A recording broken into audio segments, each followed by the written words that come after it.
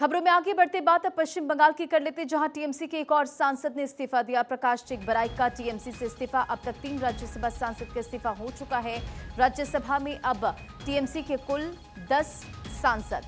तो देखिए, टीएमसी से इस्तीफा सुखेंदु शेखर रॉय 8 जून 2026 को, सुष्मिता देव ने 10 जून 2026 को, प्रकाश चिकबराई ने आज इस्तीफा सौंपा है। तो लगातार आप देखिए कि किस तरह से टीएमसी में टूट का जो सिलसिला है वो जारी है।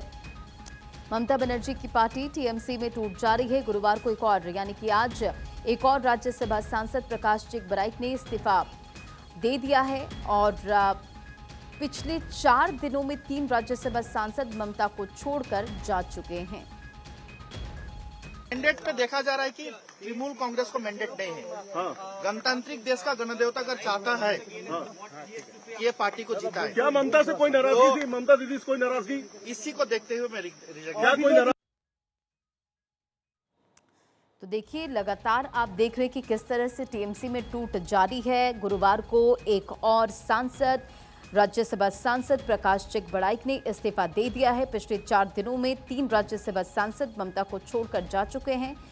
कल यानी कि 10 जून को सुष्मिता देव ने भी रिजाइन किया था। और अभिषेक बनर्जी का केस नहीं लड़ेंगे कल्याण बनर्जी, ये बड़ी खबर आपको बता रहे। कल्याण और उनके बेटे नहीं देखेंगे केस। कलकत्ता हाईकोर्ट में अभिषेक के वकील थे कल्याण बनर्जी, तो ये अपडेट आपको दे रहे हैं, जहां अभिषेक बनर्जी का केस नहीं लड़ेंगे कल्याण बनर्जी। और आपको ये भी बताएं कि कलकत्ता हाईकोर्ट में अभिषेक के वकील थे कल्याण बनर्जी, और अब ये जानकारी है, ये कहा जा रहा है कि वो केस नहीं लड़ेंगे।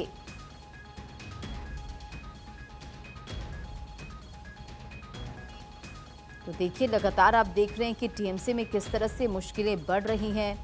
दूसरी तरफ लगातार जो लोकसभा राज्यसभा का सांसद है वो टीएमसी का जो साथ है वो छोड़ते नजर आ रहे हैं, और ऐसे में अभिषेक बनर्जी का केस नहीं लड़ेंगे कल्याण बनर्जी, ये बड़ी जानकारी सामने आ रही है।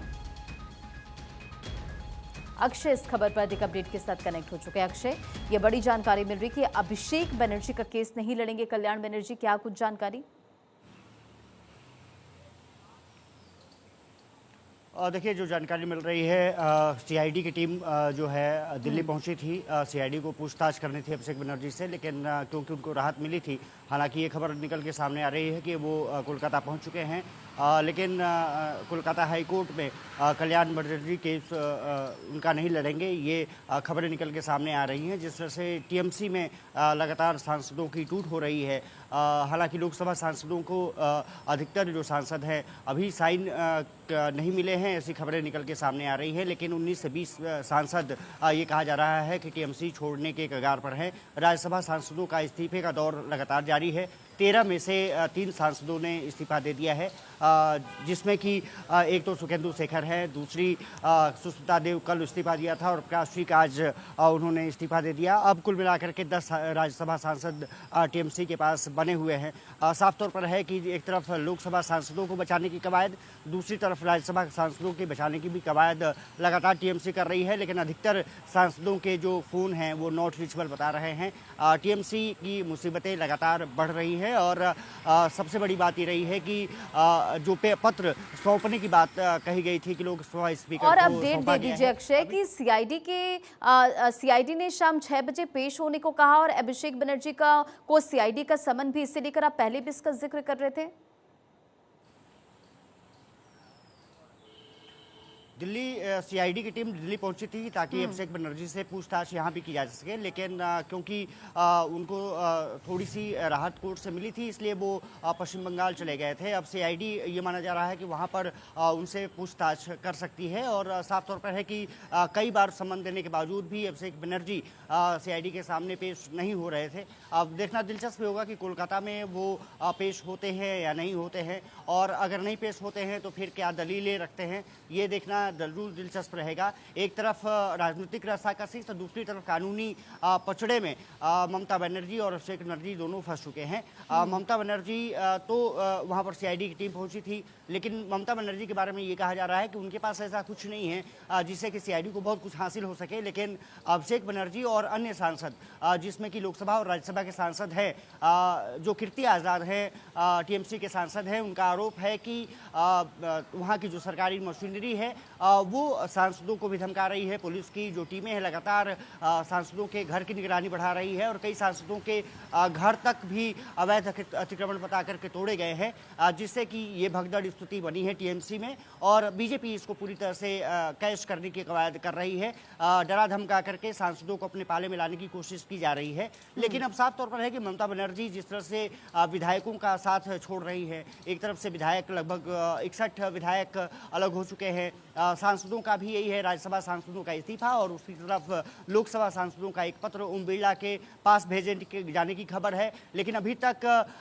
लोकसभा के स्पीकर की तरफ से कोई संज्ञान लिया गया है नहीं लिया गया है, इसके बारे में अभी तक जानकारी बताई नहीं गई है। पत्र भी अभी तक किसी तरह का जारी नहीं किया गया है। साफ तौर पर है कि अगर हस्ताक्षर हुए होते तो पत्र अभी तक मीडिया में हमारे पास जरूर आ गए होते। लेकिन अब देखना दिलचस्प होगा कि आगे की कवायद किस तरह से बढ़ती है। लेकिन कानूनी पचड़े के साथ साथ राजनीतिक रूप से अब टीएमसी दो गुटों में पूरी तरह से बढ़ती हुई नजर आ रही है। एक ममता बनर्जी और अभिषेक बनर्जी का गुट, दूसरी तरफ विरोधी दल के जो नेता हैं उनके पास सांसदों और विधायकों की जो आवाजाही है वो ज़्यादा बढ़ चुकी है, एनडीए के करीब पहुंचने की कगार पर हैं।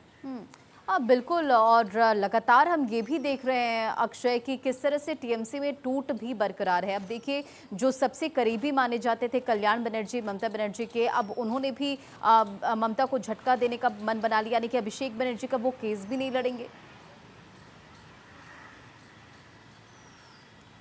और देखिए, झटका तो माना जा सकता है, लेकिन मुझे लगता नहीं है कि कल्याण बनर्जी इतनी जल्दी विरोधी गुट के साथ पहुंचने वाले हैं, क्योंकि वो ममता बनर्जी के बहुत पुराने साथी हैं। दूसरी बात है कि बीजेपी से उनकी अदावत रही है, लेकिन जैसा मैंने जिक्र किया कि जिस तरह से कीर्ति आज़ाद कह रहे हैं, वो आरोप लगा रहे हैं कि लगातार टीएमसी के नेताओं को, टीएमसी के सांसदों को पुलिस भेजी जा रही है, उनके घरों को तोड़ा जा रहा है, जो बेग हैं सांसद उनके घर पर बुलडोजर चलाने की कोशिश की गई। इसके अलावा कई ऐसे हैं सांसद जिन पर की कार्रवाई हुई है, और पुलिस केस अगर बनता है तो निश्चित रूप से कई पचड़े में फंस सकते हैं। मुझे लगता है कि इस सबसे बचाव का एक मात्र तरीका है कि बीजेपी की तरफ मूव कर रहे हैं। ये साफ तौर पर कीर्ति आज़ाद ने आरोप लगाया है। अब देखना दिलचस्प यही रहेगा कि आने वाले समय में टीएमसी में क्या स्थिति रहती है, लेकिन कहीं ना कहीं 21-20 सांसदों की ज़रूरत है कम से कम, जबकि टीएमसी को दो फाड़ में बांटा जा सकता है। अगर 20 सांसद